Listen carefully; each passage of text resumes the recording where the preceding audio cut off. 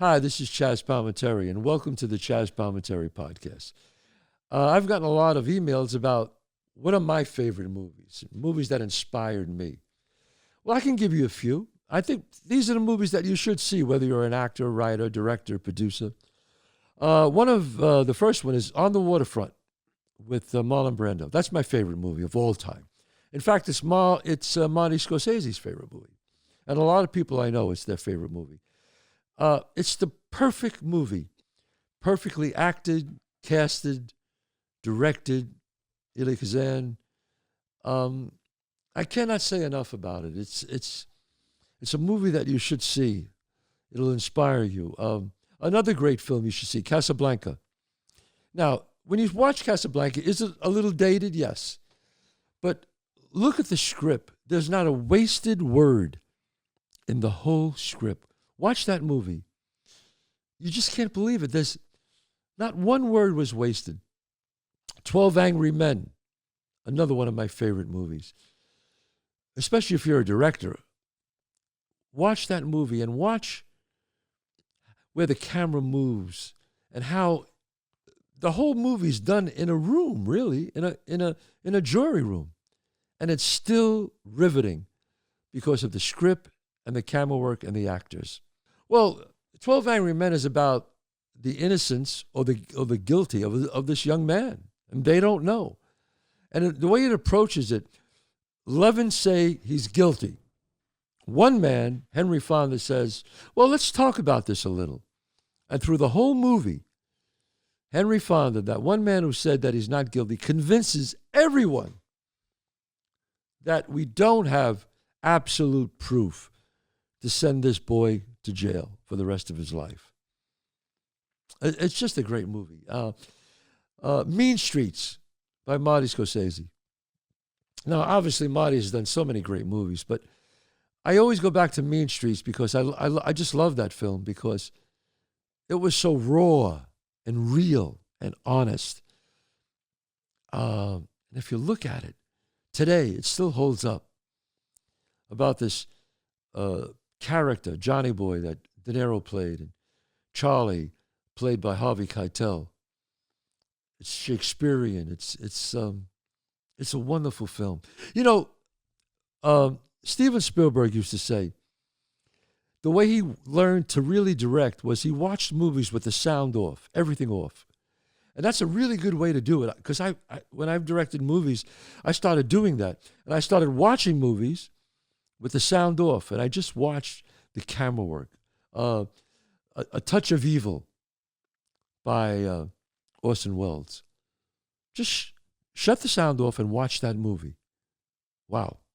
I mean, the camera work on it is just fantastic. So let's talk about some advice for writers. We'll get into the acting and directing and a whole bunch of stuff, but let's talk about writing. What makes writing so hard? As I always spoke about, in writing, you have to do it. Nobody forces you to get up there, sit at a desk, and start to write. Like I said before in another episode, acting is easy. It's not easy, but you're forced to do it. You have to learn the lines. You'll get fired if you don't. You have to be there at 5 o'clock, 6 o'clock, whatever. Directing, you have to do it. Writing, that's the hardest because you got to be there on your own. And some tips that I could give you for your writing is you must look at it like you're going to a job. You have to write. You could write 5 days a week if you want. Take 2 days off. That's fine. And those 2 days you can make notes and think about what you're going to write. And one tip that I got from a great writer, Arthur Miller, obviously one of the greats, he told me that a lot of times what he would do is when he would write and then come to a great idea after about 4 or 5 hours, he would stop. And I would say, why would you stop when you got a great idea? And he said to me, because, Chazz, you're excited to get up the next day and start to write it. Because if you write for 14 hours straight and you burn yourself out, the next day you get up and you stare at a blank piece of paper. So write for 4 hours. 4 hours is a good time, 5 hours. And then when you come up with a great scene that you want to write about, stop. So you think about it at night, think about it in the morning, you wake up, and you go to the computer, and you're all excited. And I have to say, that was a great tip. And I do that. Writing is to write. People come over to me and they say, Chazz, I'm an amateur writer. You're a professional, but maybe you can give me some advice. And I say, no. Hold on. Wait a minute. We're all the same. If you're a writer, you're a writer. They said, come on, Chazz. I said, no. Here's the difference. An amateur writes garbage and gets demoralized and stops. A professional writes garbage and keeps on going. That's the difference. That's the only difference, you see. You have to write your way through garbage sometimes. Not everything you write is going to be great. Sometimes you're going to look at it the next day and say, oh, man, look at this. I don't like this at all. So you rewrite it. Writing is rewriting. It's constantly rewriting. You think anybody writes a script and then hands it over and says, okay, go make the movie? That never happens. Never. Never. The problem is sometimes you have to write what's inside of you, what you feel. If you're writing about something you don't know about, then you better do your research. Research it as much as you can. You think these people who write books and screenplays, when they write about World War II and World War I or suicide or mass murders, they don't do research? You have to do your research. Now, could you write about yourself and your experiences, which I have? But you have to remember, this is what I learned a long time ago as a writer, that when you're writing about things you know, incidences that happen to you, you start going shorthand like. You start writing thinking, oh, they know this, oh, they know that. No, they don't know that. You know it because you're writing it.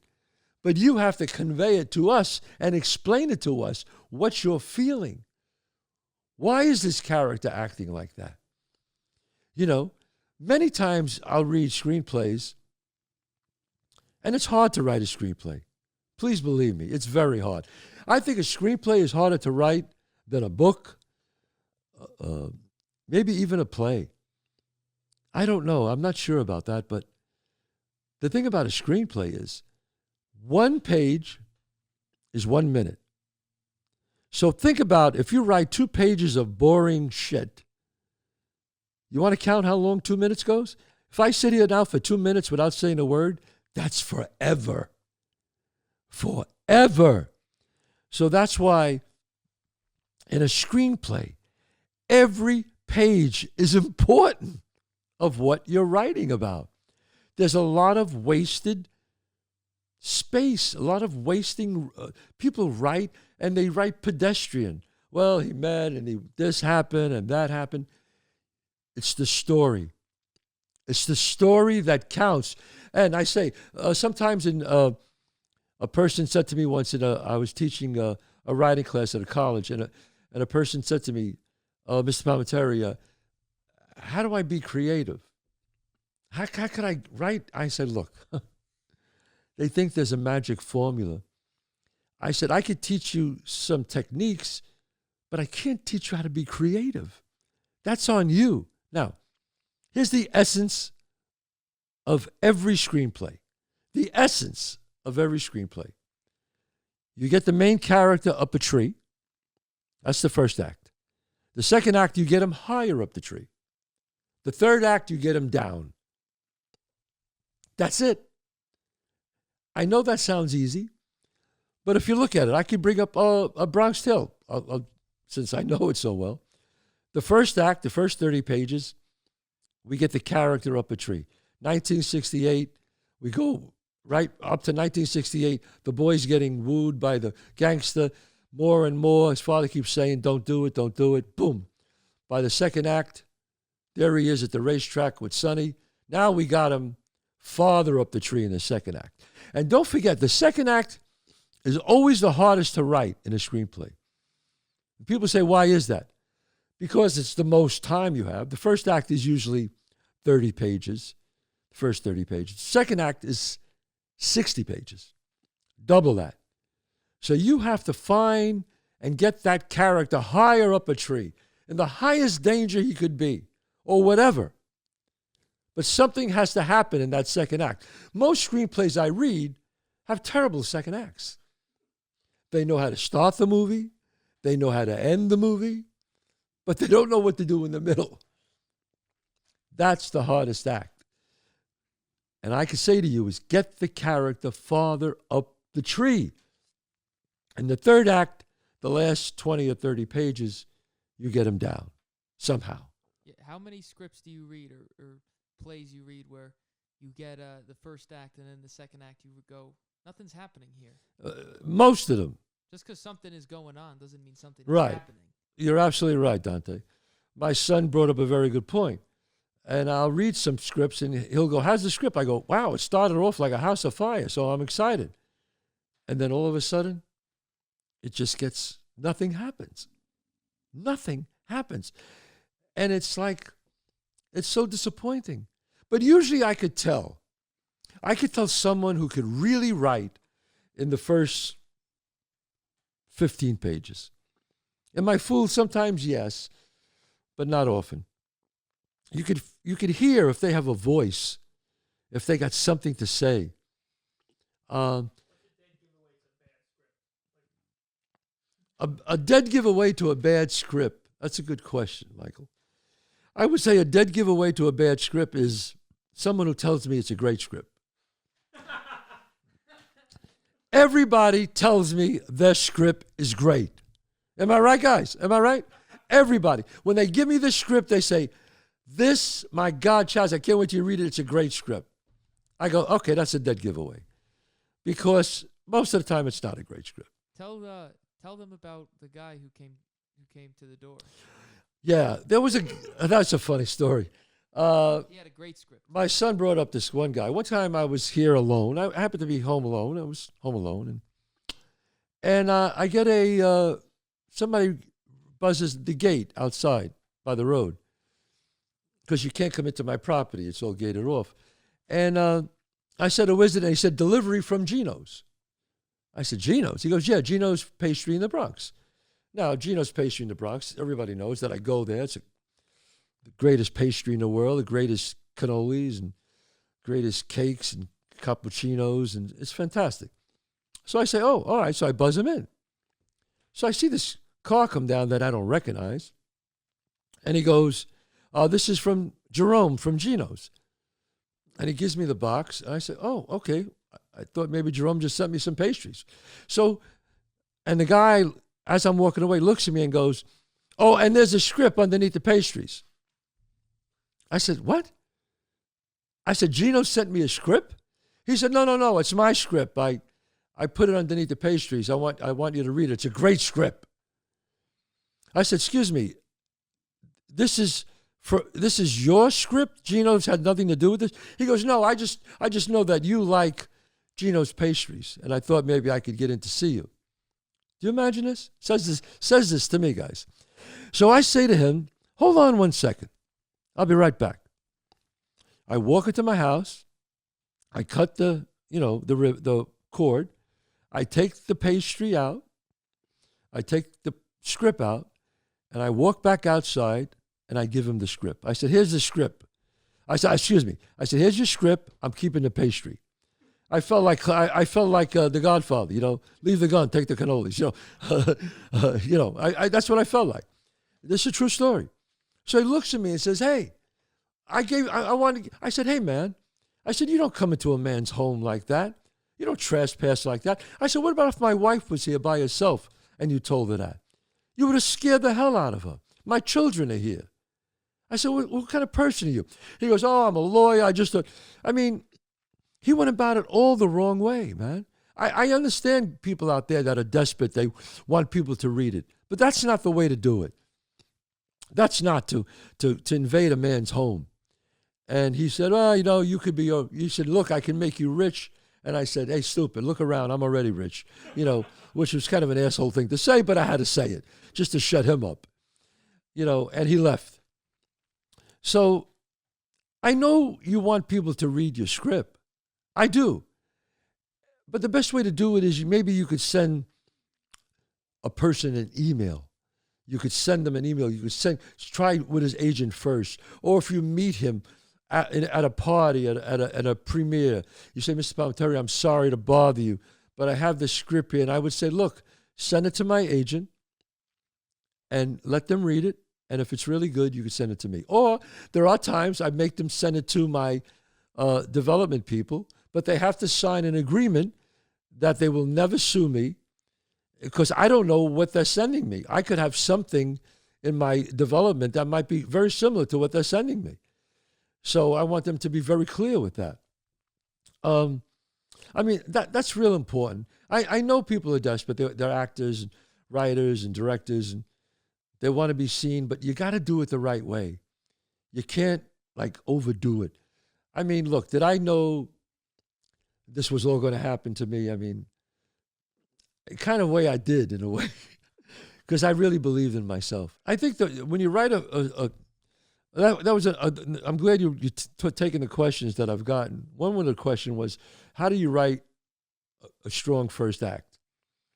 Well, you want to grab the people right away.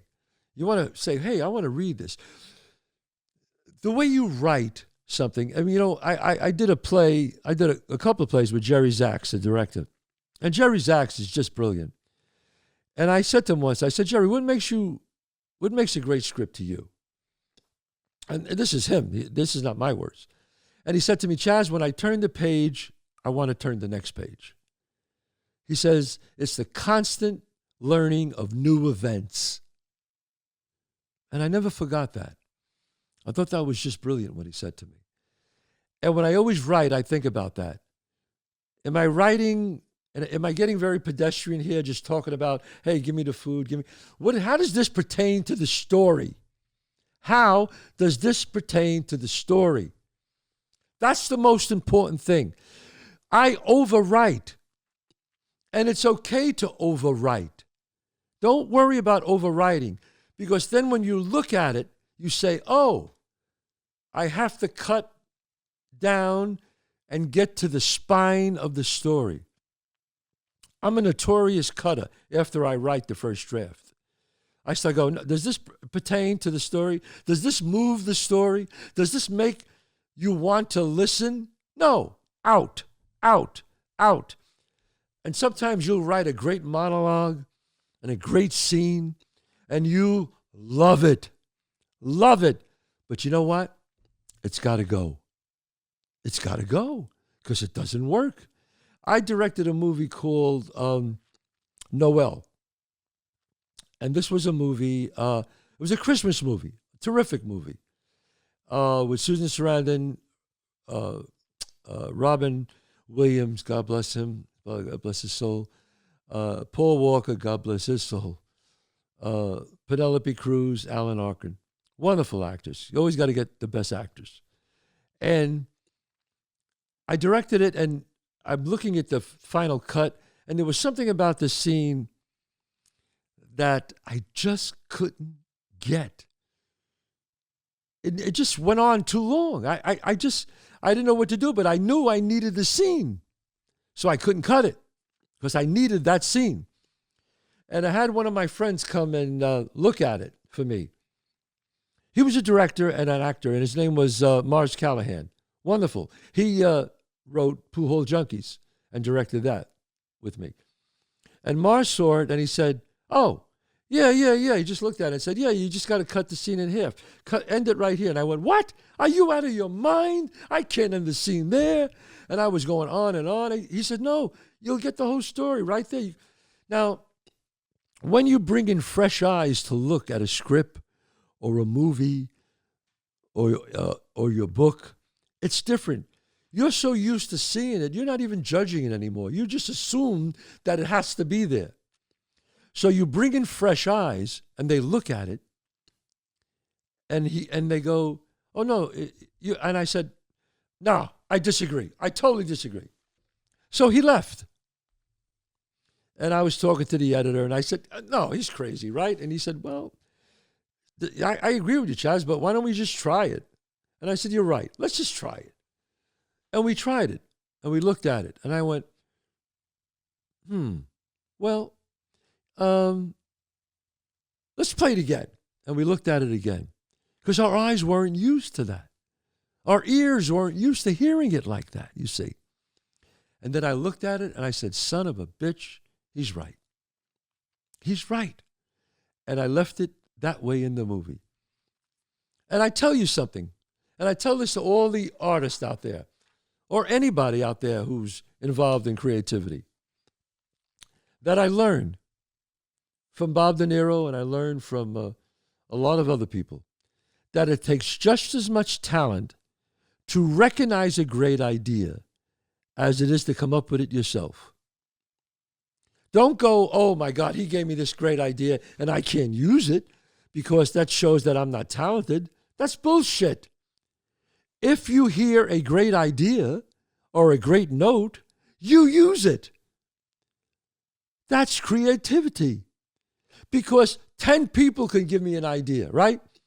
But if I take number 4's idea, who's number 4, I take his idea, I have the same amount of talent because I recognize, wow, that was a good note. So I'll always tell you people that after you do your work, let other people see it. Listen to what they have to say. It's like a refrigerator. You open up the refrigerator, you look inside, and you decide what you want. So much of the business, you're right, is ego, being in control. Everybody has to give their advice. Now, could you overly take people's advice and ruin your own story? Yes, you can. You listen to people's advice, you take their notes, and then in the end, you do what you want. Because Blake Edwards, the great director, told me once, he said, Chazz, it's better to die and fail with your own guns by your side than somebody else's guns. And he was right. Because if you fail doing it your way, you could always say, hey, I wanted it this way. I thought it was right. But if you fail doing somebody else's way, you could say, wow, maybe my way would have been right. So it's better, if you're going to fail with your own way, your own guns at your side. And if you're going to fail doing something you love, not something you hate. You know, people always say security, security. What's security? There is no security in the world. Policemen get fired. Sanitation men get fired. Lawyers get disbarred. They get fired. There's no security. The security is in with you, is inside of you. If you believe in yourself, you keep on going. If you can't do it anymore, you do something else. Security. I used to hear that all the time when I was young. Get a city job, get this job. No, from people. My mother, father always said, you have a dream, you believe it, you go do it. I mean, did I know all this was going to happen? Like I said, I believed in myself. I get on a plane now, right? I'm on a plane recently. And this happens quite often. And I'm sitting on a plane and they shut the door and they're getting ready to take off. And the pilot gets on the speaker and goes, ladies and gentlemen, he runs through his whole thing. And he says, and for one person sitting there and for all of you, I just have to say, the door is closed. Now you just can't leave. And I laugh, and the people who recognize me on the plane, we all laugh. And it's fun. It's fun to hear my lines in public, in the world. I'm walking down the street and somebody yells at me, hey, Chazz, put him in the bathroom. Hey, Chazz, now you just can't leave. Every time I walk into a restaurant, they shut the door and they go, hey, now you just can't leave. I mean, now you just can't leave probably is the biggest line from my movie, A Bronx Tale. But the funny thing of it is that we used real Hell's Angels in that scene. In that scene that you saw in Bronx Tale, those were real Hell's Angels. Our friend Chuck Zito, who was great, and obviously at that time he was a member of the Hell's Angels. He's not anymore, but at that time he was. In fact, he was the president of that chapter. He brought all these guys in, the real Hell's Angels. And I'll tell you a quick story about that. So we were doing the scene, And, they weren't actors, but they were real. So Bob came over to me and whispered in my ear. He said, let's do an improv. He says, really piss them off a little bit. Say something. Before we start the scene, I'll run the camera, but really piss them off. I said, sure, okay. So I'm really good at improv. So we bam. Bob says action. He says, but improv before you start the scene. So I start going off. You guys, who the fuck you think you are? You think you're tough guys? I said, how old are you guys? You're still riding motorcycles? I mean, I was like killing them. And I could see they were getting really pissed off, right?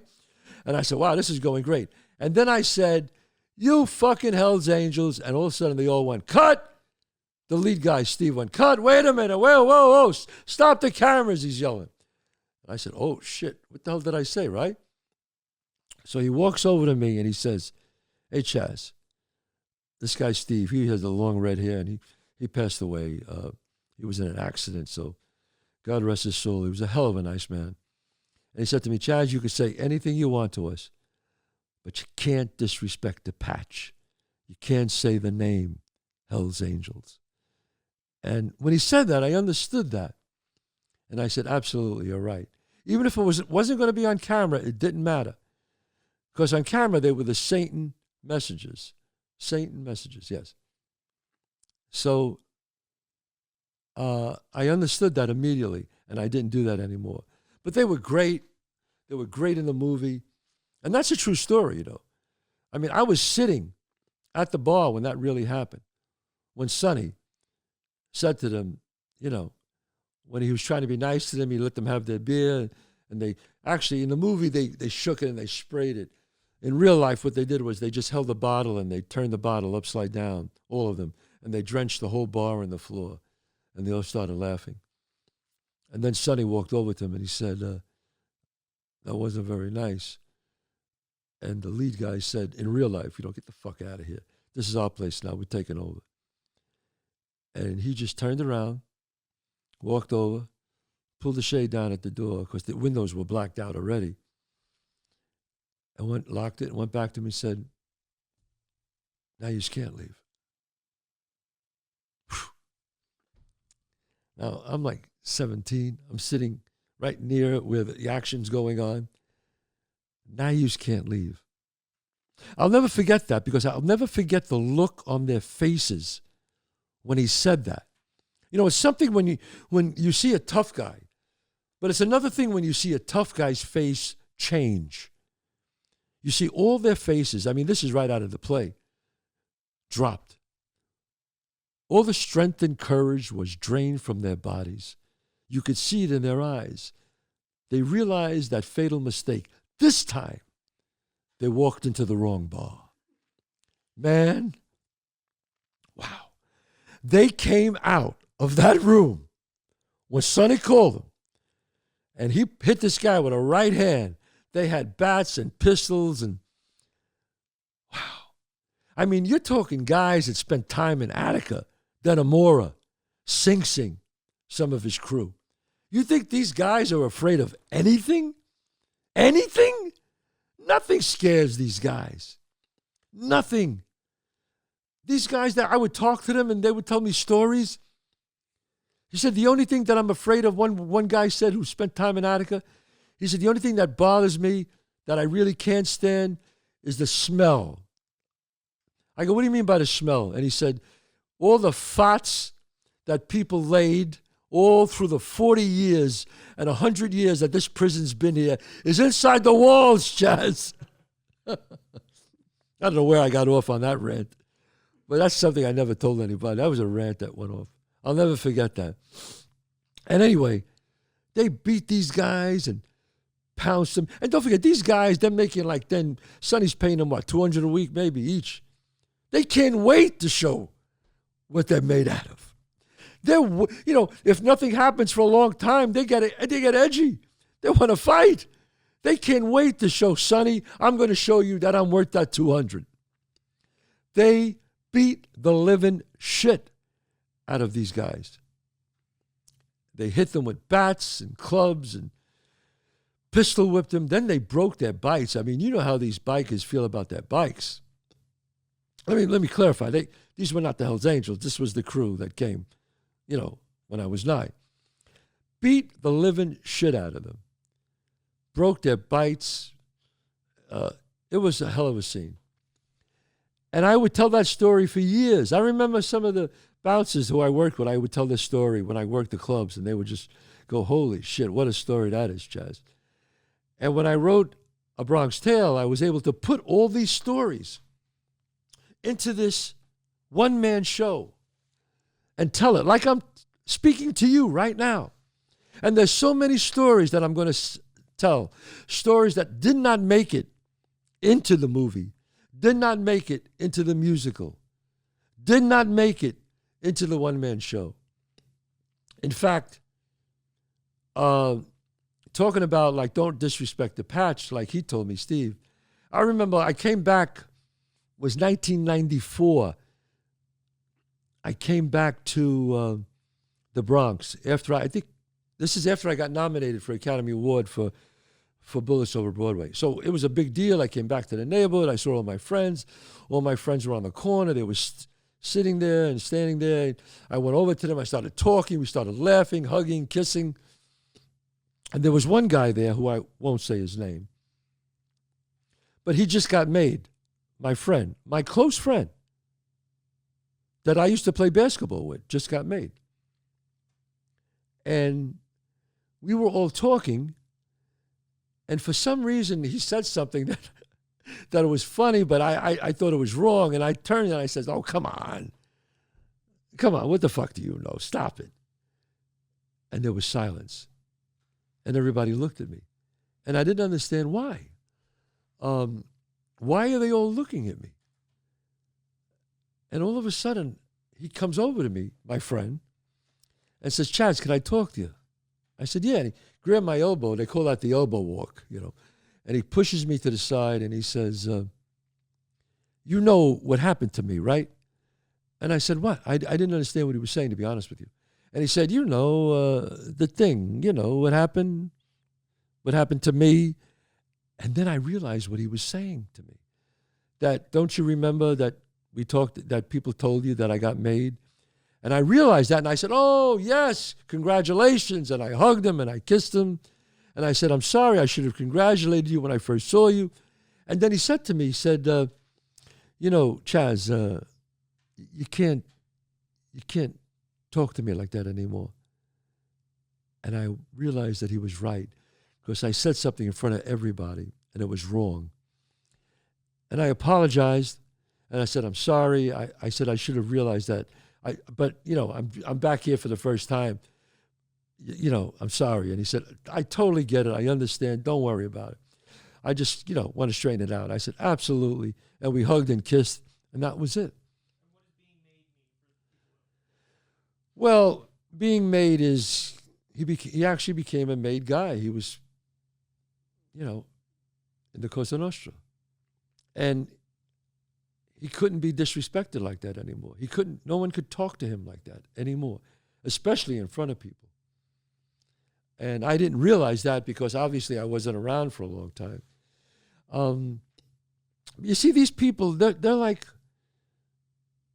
this was my close friend that I played basketball with. And now I couldn't speak to him openly anymore.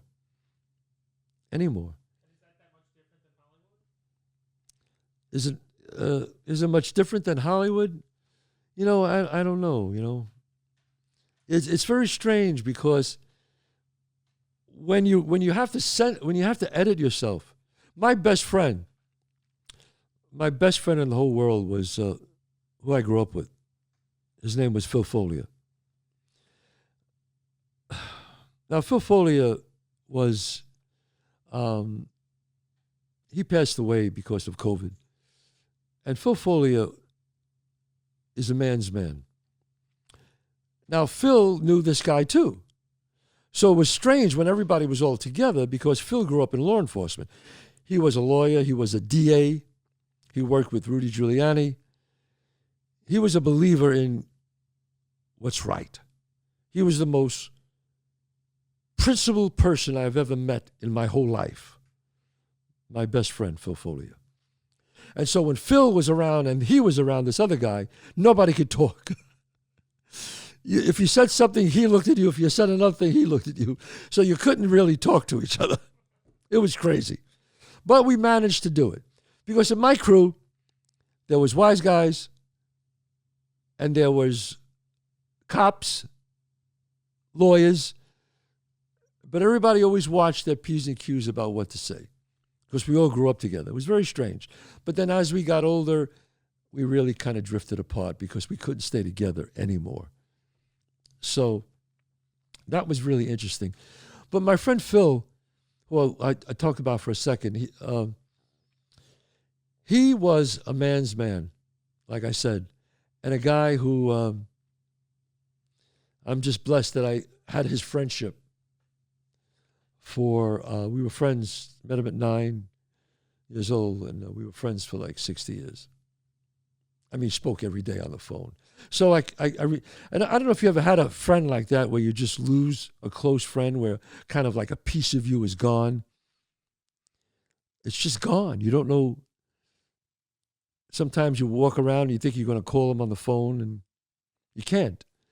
I don't know how I got off onto that, but I guess. Yeah. But, you know what I always say? I was never a made guy. I was never even a wise guy. I never claimed to be a tough guy. I could handle myself well. My dad taught me how to fight. His father taught him how to fight. My father taught me how to box, and I teach my son how to box, and he will teach his son how to box. But as far as that goes, no. Was I enamored by them when I was young? Yes. Is Bronx Tale my story? Yes. My real name, Calogero? Yes. I used to throw the dice for the wise guys? Yes. Did I see a killing when I was 9 years old? Yes. Did I have a relationship with a black girl? Yes. Did my father drive a bus? Yes. A lot of those things are all true. And what you do is, as a writer, getting back to writing, you find incidences in your life that stand out, that are interesting, and you put them together and you could write some sort of story around them.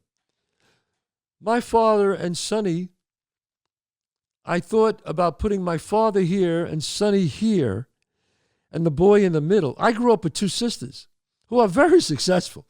My sister Rose and my sister Mary, who are very successful. But I didn't put them in the movie because as a writer, I wanted it to be just an only child with Sonny on one side, the father on the other, and the boy in the middle trying to decide which is which. My sisters always kid around with me with that. Oh yeah, with a family with no sisters, and I love them for that. But I couldn't put them in the movie, or in the musical, or in the one-man show. But they know I love them, and they were very successful before their brother was. And when you write those hit lines, as you're writing, what are you thinking? When you're writing an iconic line, you don't know it's iconic. You just write. If you start writing to think you want to write an iconic line or iconic scene, it will be bullshit because it's not real. I mean, who could write a line like that? Now you just can't leave. I don't know. I didn't think of that. Sonny said that. I didn't think of throw him in the bathroom. Now, he used to throw Eddie Mush in the bathroom. He didn't throw everybody in the bathroom. But as a writer, I embellished it. I threw everybody in the bathroom. But he only used to throw Eddie Mush in the bathroom. Now, a great story about Eddie Mush. That was really Eddie Mush, right, in the movie? That was really Eddie Mush in the movie. People go, well, who? That was Eddie Mush in the movie. In fact, the way we got Eddie Mush, we were trying to cast Eddie Mush in the movie. And Bob De Niro said to me, well, where's the real Eddie Mush, Chazz? And I said, well, Bob, he's up in the neighborhood. He's probably about 65 now. I said, I forget, this is 30 years ago. I said, if he's anywhere, he's probably by the bookmakers. So we got in the car, and we drove up. We had a driver drive us up to the Bronx. And can you believe it? Who was sitting in front of the bookmakers with a racing form in his hand? Eddie Mush. I said, holy shit. I get out of the car. I said, Bob, wait here. I wasn't famous then, but obviously De Niro was. I get out of the car. I walk over to Eddie. I said, Eddie. He goes, hey, C, how you doing? He goes, hey, I hear you're making a movie about the neighborhood. I said, yeah. I said, oh, man, it's going to be great. I said, listen, I want you to come and read for it. But I said, I want you to meet Robert De Niro. He goes, Robert De Niro? Where's he? I said, he's in the car. He goes, bullshit. He ain't in the car. I said, just come over to the car. And he says, no, I'm not going over to that car. He goes, hey, I owe too many people money. I'm not walking over to that car. He thought it was a hit. I mean, this guy's nuts, right? I say to him, please come over to the car. Bob De Niro's inside. I convince him to come over to the car. He comes over to the car, taps on the window. The power window goes down, shh. It's Bob De Niro. He looks at Bob and goes, holy shit, it is you. Bob says, yeah. He said, listen, Eddie, I spoke to Chazz. I want you to come and read to play Eddie Mush. I want you to come and read for the part on Monday at 12 o'clock. Could you come Monday? This was a Saturday, I think I remember. And he goes, now picture this. Robert De Niro, the biggest star in the world, is telling you to come and audition for the movie. Okay? To audition for a movie. Eddie Mush goes, well, when do I have to go? He goes, Monday, 12 o'clock. Eddie Mush goes like this, Monday, 12 o'clock. He goes, could I come at 3? And I look at Bob, and Bob looks at me smiling. And I'm shaking my head like, can you believe this guy? And Bob says, yeah, come at 3. We can arrange it. Come at 3 o'clock. He goes, but not for nothing, Eddie. I'd just like to know, what are you doing that's so important at 12? We just like to know. Eddie Mush goes, what am I doing? The Big A is opening. I got the Daily Double. I got to get there, Bob. I got some tips on a Daily Double at the Big A. The Big A was Aqueduct, the racetrack. We laughed. I get in the car, and Bob looks at me and goes, come on, Chazz. Who's better than that? That's Eddie Mush, because it is Eddie Mush. He goes, who could play somebody like that? I mean, that's the hard luck story of Eddie Mush. Eddie Mush never won a bet in his life. Eddie Mush would go to the bookmaker, make a bet, and everybody would wait to see who he bet, and then they would bet the opposite. It was getting so bad that the bookmakers stopped taking Eddie Mush's bet. He had to go to Brooklyn to make a bet because no bookmaker would take his bet because he would always lose, and the bookmakers would lose all the time. What about the time when he convinced you to bet with him? Oh, one time he convinced me to bet against the Knicks. He said Chamberlain was in the 76ers. Chamberlain's going to kill him. He's going to kill him. And I said, all right, I don't know what possessed me. I was like 14. So I bet against the Knicks. And we put on the TV in the club. And there was Will Chamberlain sitting on the sidelines with a suit on. And I said, he's not playing? What happened? And the announcer said, Will Chamberlain, in a freak accident, sprained his ankle on the basketball, and he'll be out for the game. So the Knicks destroyed the 76ers, and I lost the money. And my last thing about Eddie Mush, who I love, don't get me wrong, he never won a bet, but he was loved by the whole neighborhood. Great guy. When he passed away, Eddie Mush, we had the funeral at Mount Carmel Church. We bring in the casket out. The hearse had a flat. I've never seen that before. A flat on the hearse to put the casket in. They had to wait and bring another hearse so we could put the casket in a new hearse without a flat. Lucky the funeral parlor was right blocks away, so they just sent another hearse and we put the casket in that. A flat. And on his tombstone, it says, Eddie Mush Montanaro, the original Bronx Tale. Wow. That's Eddie Mush. I don't went on a rant with Eddie Mush, but there's so many great guys that grew up in that neighborhood. My uncle Don Manfro. I mean, I used a lot of my uncle in that character of Sonny. The real Sonny was an incredible guy, But he's part of another personality that I gave him on my uncle, Don Manfro, who probably was one of the toughest guys I ever seen. I mean, my uncle, I'm telling you, my uncle, I never forget the front page of the Daily Mirror. It was in the Daily Mirror and the Daily News. The man got shot 6 times. 6 times. He started running down the block. This guy pulled a gun on him, started shooting him, hit him with every bullet. And when he fell, this guy put the gun to his head and started pulling again, and it was click, click, click. Ran out of bullets when he finally fell. And he went to the hospital, and I remember my father was so upset. My mother was so upset. I was so young, but I remember that. And we realized that he made it. He made it. 6 shots, and he made it. And he was one of the toughest guys I've ever seen. I seen a kid pull a gun on him once at a nightclub, and the kid was freaking out. He goes, "I'll kill everybody here." And Manfro just walked right over to him, pulled the gun out of his hand, and said, "Hey, come here. Don't ever do that again in my joint." Do you imagine that? Walked over to him, pulled the gun out of his hand, and smacked him. And said, "Don't ever do that again in my joint." So getting back to the writing is writing about what you know. That'll really help you. Just like I did just now. Tell you these stories. A lot of these stories never made it into Bronx Tale. Never.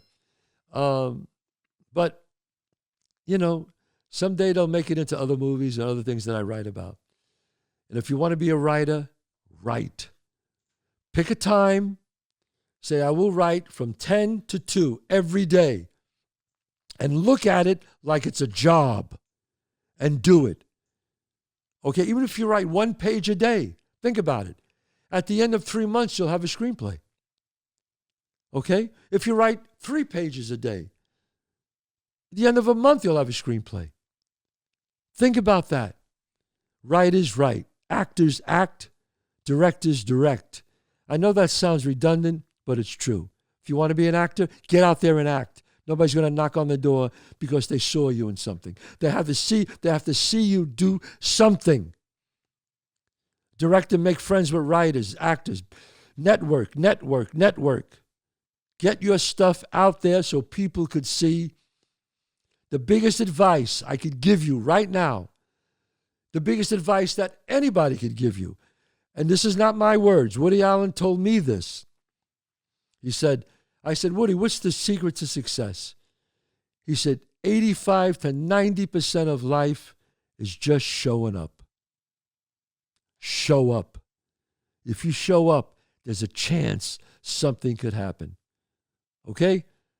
This is Chazz Palminteri on the Chazz Palminteri podcast. God bless you all. See you next week.